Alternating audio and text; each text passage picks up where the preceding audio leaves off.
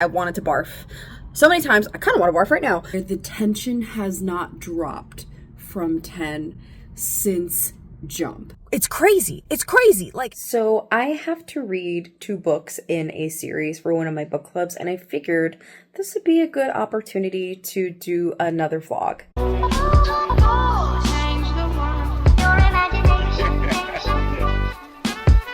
It could change the world.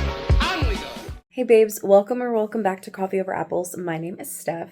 This is going to be a vlog for the first 2 books in the Patternist series by Octavia Butler. Book 1 is Wild Seed. November pick for the Interstellar Sci-Fi Book Club. Link to the Discord and also everything else in the description below. And for December, members elected to read Book 2, which is Mind of My Mind. So I figured why not do a reading vlog for this, since I'm going to be reading the series anyway. I already started book 1, and I gotta say I immediately started annotating it. It is really good and really interesting. I already loved Octavia Butler's writing, and this just reminded me instantaneously why I vibe with her writing so much. So right now we've got these 2 characters that are both more or less deities or gods of some kind. One of them is a few hundred years old, and one of them could be a few millennia old from the way that he's talking. One identifies right now as a man, and the other identifies as a woman. However, the one that identifies as a man is able to take other people's bodies and is always transforming into other people by taking the bodies of people that are his victims. So I don't know what the parameters are for him to stay alive, if that's a necessity, is taking people's bodies, if he's just chosen to take men, what that means, or what the larger implications of that are. The woman does not work that way. She's able to shift into animals, it seems. And right now she's determining whether she can trust him, because he's saying that he came to that area because of her. And she's like, well, I've never met anybody else like me, so why should I trust you right off the bat? They're both talking about the generational loss of the people that they were with, and the tribes and cultures and various villages of people that they were with over the decades and millennia, because of just migration and people who come into contact with others and impending wars and power struggles. So they're talking about the loss of entire nations over time. And it's just, I'm only 20 pages in. This is a lot. It's pretty crazy. And yeah, so if you've read this before, let me know in the comments, if you've read the whole series, which one of the books is your favorite. But right now, this is fire. This is insane. I cannot remember the last time that I read a book where the tension has not dropped from 10 since Jump. This is I'm legitimately convinced that this is a horror, that Octavia Butler was writing a horror, because this situation is just so horrific. Doro has got to be one of the most evil characters that I've seen written in a while, and it's great. It's fabulous. Themes that are being covered right now are, I really think there's a lot of commentary here on gender fluidity, because Anyanwu is able to shapeshift and change her body into either a person or an animal. Now, she does sometimes need to consume something.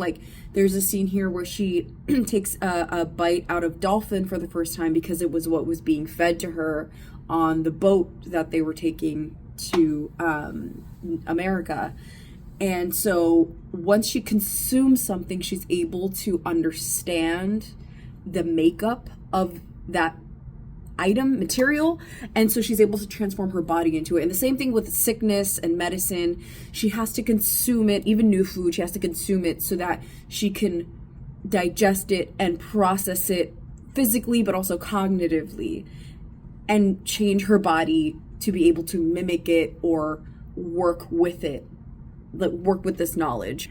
And Doro, he's so wrapped up in his eugenics and his idea of creating these children who are his offspring. Now, he's not able to pass down the powers of the people that he consumes. So he's like a different kind of consumption. He has to kill someone, and when they are in proximity to him, I guess the closest one to him at the time is what I'm understanding, he will take over their body. And so he's killing people in order to make a point by taking their body to show that he is omnipresent. Horrifying, because he can't die. As long as he has a body to get to, he cannot die. And he can see Anyanwu wherever she is when she's in a human form. It seems like when she's in animal form, he can't sense her as much. But because they're both wild seed, he can find her. He can sense her etherealness, I guess. But he is using various children of various ethnicities. Like, he is intentionally having children in Africa to assist with the slave trade and to become slavers. He is intentionally having children with Native Americans and white people, settlers in the new founded America, in order to like have some power there. So he's intentionally planting his seed in order to gain power. And so, but it's really an interesting dynamic because Anyanwu doesn't think about children the same way, but children are important to both of them. Like, she cares about children, and they both had children. He has had like thousands is what it seems like, and she's had dozens, but she's cared for her kids. Everyone that's been born, she's tried to raise them to follow her own values, and she's very much strict on her like gender roles. Even though she can transform into a man, she's strict on her gender roles. And so it's this really interesting dynamic, her moral foils to his villainry. And so the part that I'm still thinking about a lot is, what is the goal here and what is the end game as far as their moral quandary is concerned? Because I feel like it's been made very clear that Doro is a horrible person. He's just like, life, people are here and life is here to be used. And while Anyanwu, I think, morally would be closer to what our society would typically consider to be like the hero of this story, I still also question her. There are some comments that she makes in here that I think could be interpreted as anti-transness. And so that could be coming from the characters hundreds of years in living in a more traditional conservative society. So I'm not sitting here saying that it's necessarily the author's views, because an author can write characters that have different views of their own in order to explore thematics, tropes, issues, whatever the case may be.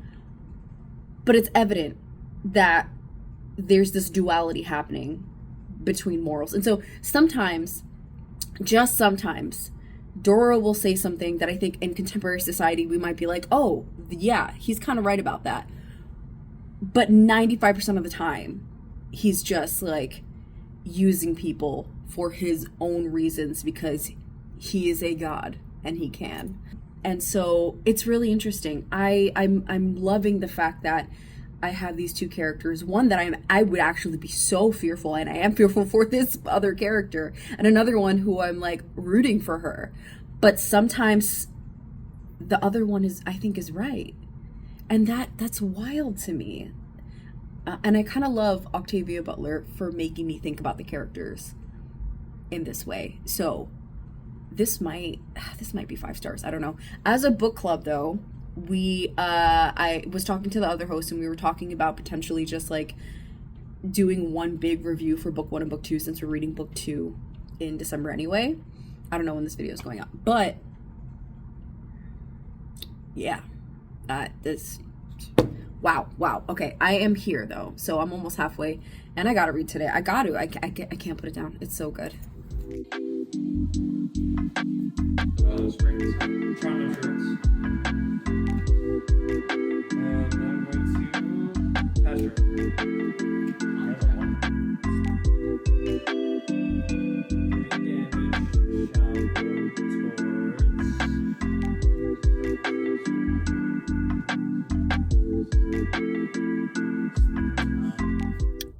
I didn't even finish Wild Seed and I already went to go buy the second book because what the hell is like, I've been locked in since the beginning, and this book is just, it's crazy. I've never hated a villain so much. I mean, maybe I have. Doro, the villain of this story, is going in my list of like top villains ever. Every time I think I know what's gonna happen, something happens that I'm like, oh, I see what you did there. And that's really freaking good. I've kind of given up at this point of trying to predict what's gonna happen because I didn't see this direction. I was so sure that I knew where this is going. I love Anyanwu, and it's really interesting because the concerns that I had before about like Anyanwu's steadfast beliefs in gender roles, it's still there, but it is definitely being called into question, and they have become much more flexible with time. And what's interesting about this is that the more time that passes, which I think we have like a 60-year jump, and then it's probably been like 100 years since the beginning of the book. The more time that passes, the more flexible she becomes in gender roles and gender identity, and that is wildly interesting. So what's gonna happen, because there's 4 books in the series, 5 books, and I know time is just gonna keep jumping. So like what else is gonna happen? I don't even know if Anyanwu is like in the later books, but again, I have to finish. I'm finishing Wild Seed today. I only have a couple pages left. I gotta do it. It's so good. I need to read this series. So I'm literally immediately going to be picking up the second book probably tomorrow and keep this vlog going because it's incredible. I basically immediately started reading this the next day. If you can hear sounds in the background, Lawrence is playing Magic with some friends.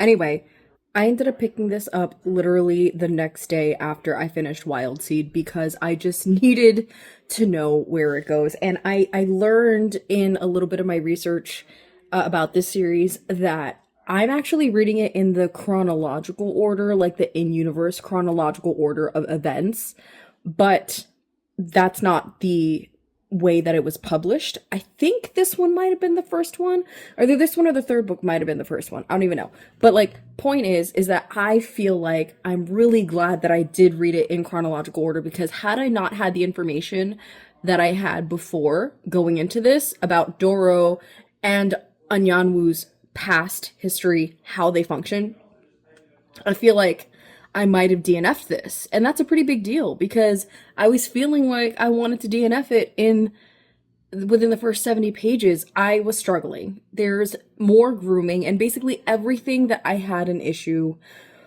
with in the first book. Like, not an issue in like I don't want to read it way, but all the things that made me hate Doro and loathe him and make him a really good villain, I kind of had to relive through them again in the beginning of this book. And I'm like, dude, this is so triggering. I don't want to keep reading about this.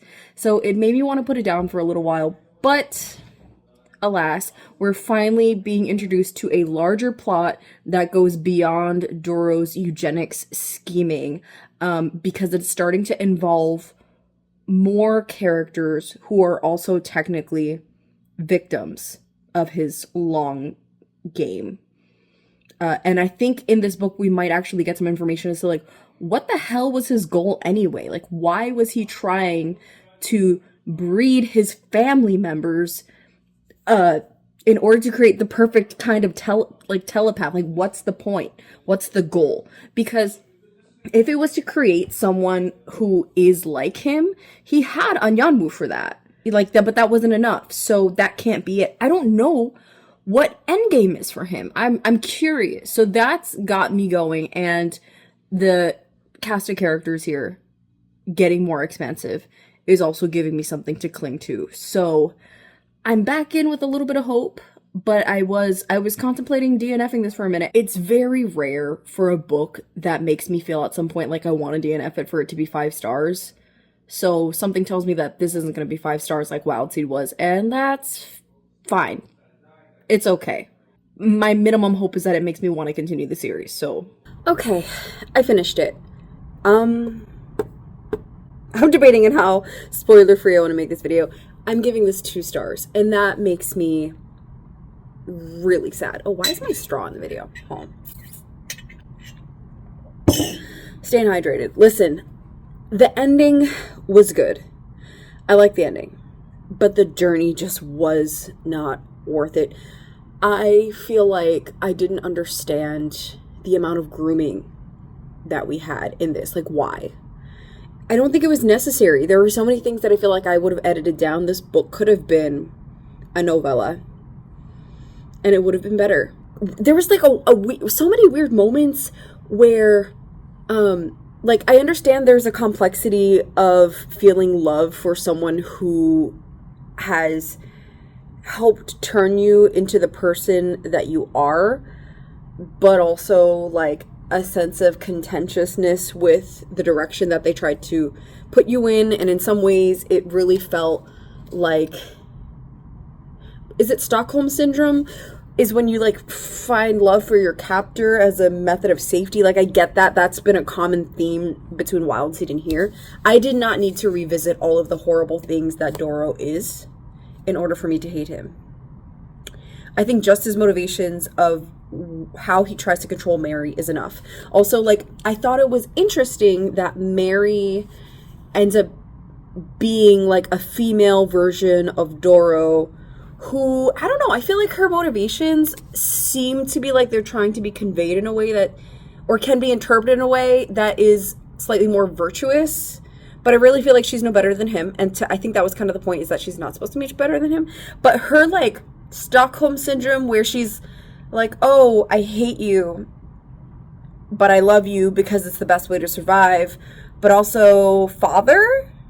And then she invites him to her bed. And I'm like, bro, gross. Because it did not need to happen more than once or at all, in my opinion. That did not add to the story for me. It just detracted it. I wanted to barf so many times. I kind of want to barf right now. I didn't like it for that. Also, her love that she eventually finds for Carl, who is the white guy who Doro forces to be her husband. I'm like, where? Why? Why did you love him? You didn't need to love him. Like, the relationship with him was different from Doro, and so I don't feel like it has the same level of justification for her to love him. I don't get it. I don't know. I just don't think it was necessary.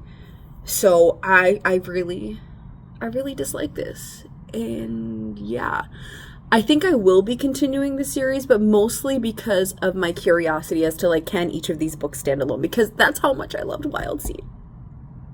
And I will say that, like, what carried Wild Seed for me was Anyanwu. And Anyanwu was such a, like, background character in this one. And I'm like, that just really sucks, because she made the book for me, and that she wasn't here, and I'm just a sad noodle. If you feel similarly or differently, I would love to talk about this. Tell me what your thoughts are in the comments. We're still gonna have a live show for these 2 books in January, just I don't know when. That's gonna happen sometime in the beginning of January for the book club, so if you'd like to join the book club, check out the link in the Discord below.